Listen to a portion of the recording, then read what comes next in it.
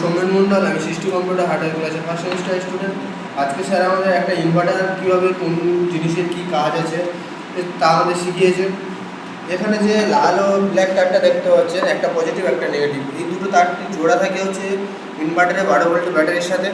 আর এই যে লাইনটা দেখতে পাচ্ছেন এটা থাকে হচ্ছে কারেন্টের সাথে, যে এখানে আমরা এই তারটার সাহায্যে ব্যাটারি চার্জ দিতে পারি।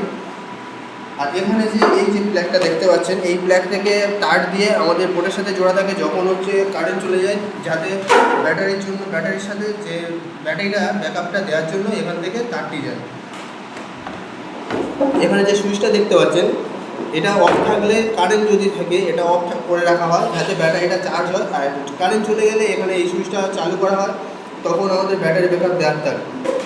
এখানে যে চার্জিং বলে যে লেখাটা আছে, এখানে যদি ব্যাটারি চার্জ হয় তাহলে আমরা এই আলোটা জ্বলে তখন আমরা বুঝতে পারবো যে ব্যাটারি চার্জ হচ্ছে। এখানে যে ওভারলোডের যে অপশানটা আছে, এখানে যদি যে লোডটা ব্যাটারি নিতে পারে তার থেকে বেশি হয়ে গেলে এই ওভারলোডের আলোটি জ্বলে।